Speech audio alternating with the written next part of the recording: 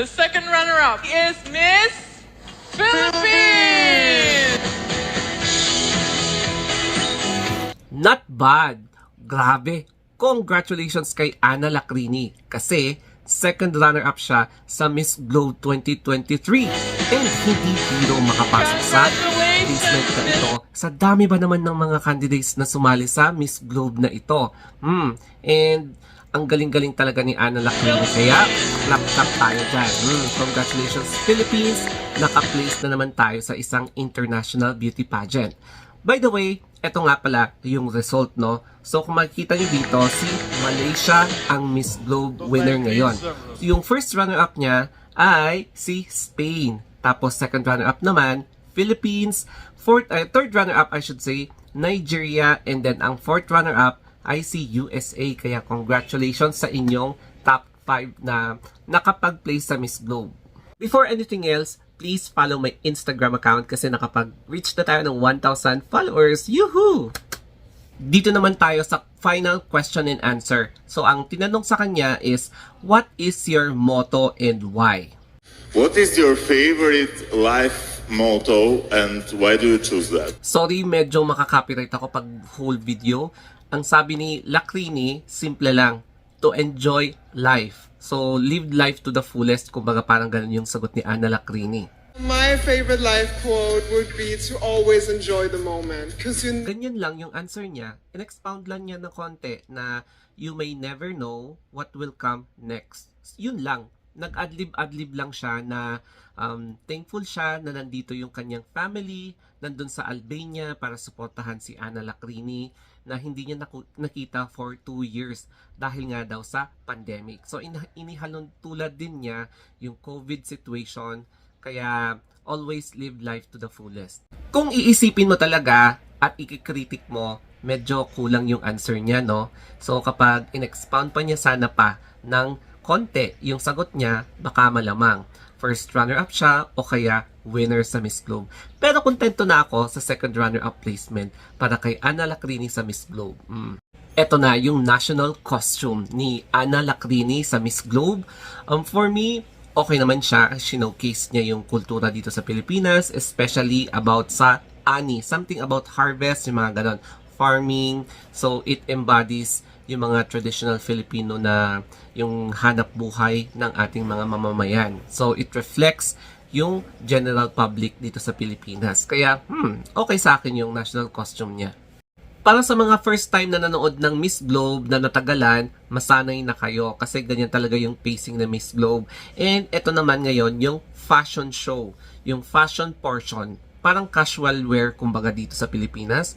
So, yan po yung parang segment na kasali din na may bearing dyan sa competition na yan. So, ang ganda ni Ana Lacrini, very fresh and parang bubbly talaga yung personality niya. Dito naman tayo sa swimsuit competition. Mapapansin mo na yung stage, medyo maliit siya, no? Hindi ka makakarampa and hindi mo maa-appreciate yung pasarela ng isang candidate kung medyo short. Not unless i-maximize nila na pumunta sa corner per corner tapos lalabas sila sa stage para rumampa, parang ganon. And nonetheless, okay naman yung kanyang pasarela and pinakita talaga ni Ana Lacrini yung kanyang pagka-positive na attitude towards the stage. Dito naman tayo sa gown competition and ang masasabi ko lang is wow. As in wow talaga. Kasi bumagay sa kanya yung sinuot niyang gown, yung design ng gown, yung color, nag-complement sa kanyang vibrant, tapos naging mas vibrant pa yung itsura niya. Alam mo yun, yung mahalimuyak na yung magiging feeling mo kapag nakikita mo siya on stage.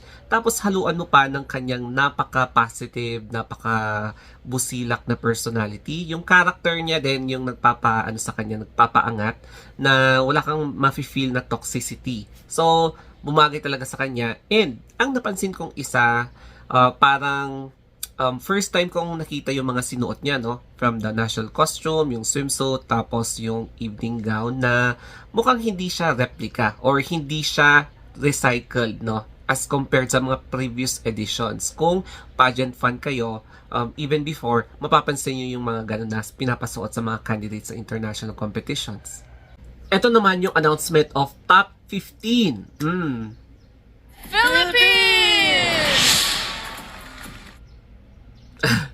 Alam nyo, sa part ng to sa Miss Globe, napakabilis ng facing yung announcement ng top 15, tapos biglang announcement ng top 5, Q&A, tapos biglang announcement na ng winners. Ganyan kabilis yung Miss Globe basta sa pinaka-last part. Kaya kapag manonood kayo from the start, medyo maaano na kayo, maaantukin. So, mas maganda kapag manood kayo sa last part of the show. So, ganyan kabilis ang Miss Globe. And then, tinawag siya sa top 5. Philippines! O, di ba?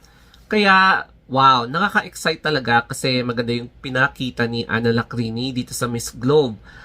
For me, nung tinawag na siya ng top 5, makakahinga na tayo ng mabuti kasi at least nakapag-place ang Philippines again this year as second runner-up. Kaya, congratulations to Ana Lacrini kasi nagbigay siya ng karangalan dito sa Pilipinas. And take note ha, wag nating parang kulangan yung second runner-up. Maging kontento tayo kasi alam nyo kapag nag-e-expect talaga kayo ng sobra-sobra tapos yung result ay iba, masasaktan ka lang talaga. Madedepress, yun, magkakaroon ka ng anxiety. Kaya don't keep your expectations very, very high. Basta, be humble always.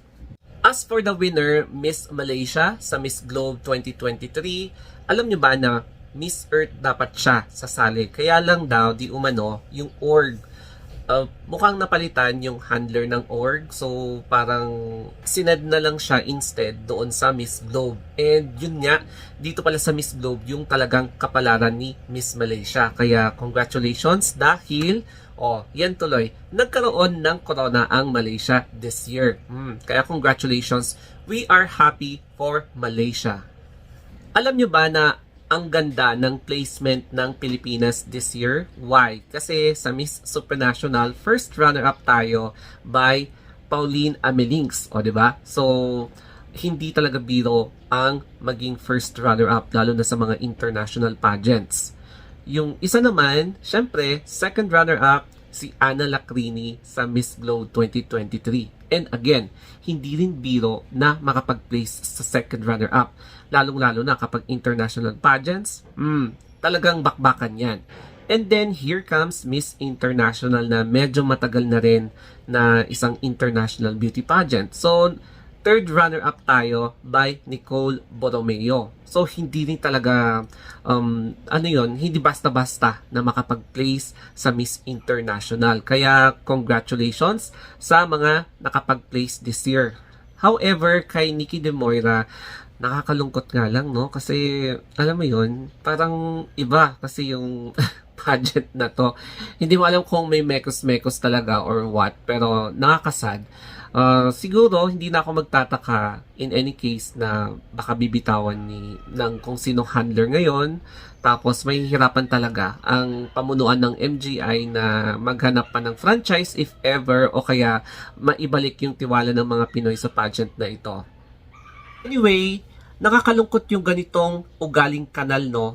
So, naglabas kasi si Jimena Navarrete ng kanyang top 20 picks and hindi kasama ang Pilipinas sa kanyang top 20, no?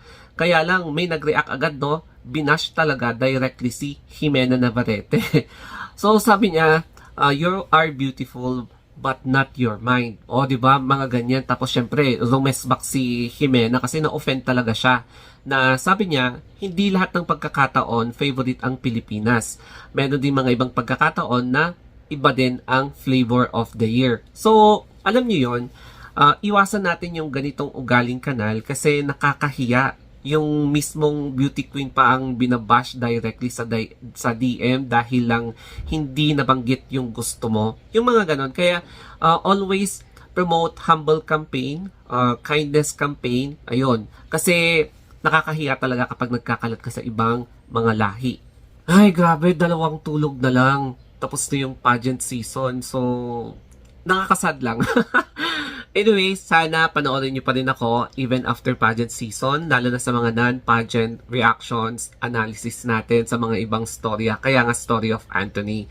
Anyway, nagpapasalamat ako kasi marami nagtitiwala the way how I vlog pageants, the way how I react pageants. Siguro baka mamaya, I'm going to have a live, siguro sa YouTube. Maybe, pwede natin i-discuss yung top 5. So, before mag-start ang Miss Universe bukas. So, abangan nyo na lang siguro ako mamayang gabi sa ating top 5 discussion. O, di ba? And, always remember, kindness campaign ulit. Inuulit ko yon, kindness campaign, kasi nakakahiya talaga sa ibang lahi. Anyway, mukhang malapit nang matapos yung botohan. So, I hope na tayo ang makakakuha ng fun vote if ever. Pero, syempre, may ibang factors din naman na makukuha ang Philippines maliban sa fun vote. Syempre, maganda ang performance talaga ni Michelle sa preliminary interview, sa swimsuit, tsaka sa gown. Kaya, hoping for the best, but don't over-expect ha. Never over-expect. Kasi, kapag yung resulta is hindi umaayon sa kagustuhan mo, masasaktan ka lang talaga. Magiging asong kanal ka na naman. Kaya iwasan natin muna mag-over-expect. And kapag may mga ibang beauty queens na hindi sinali ang Pilipinas sa top 10, top 20 nila, huwag kayong magalit. Always accept everybody's opinion, kasi dito mo talaga matetest yung disiplina mo sa sarili mo, yung emosyon mo. Ayun, kaya wag na wag maging ugaling kalye or ugaling kanal. Okay, so sana may natutunan kayo dito sa video na to. I hope nag-enjoy kayo sa ating analysis and reaction ko sa full performance ni Ana Lacrini sa Miss Globe as second runner-up. Okay? So, thank you guys. Always promote positivity and iwasan ang negativity.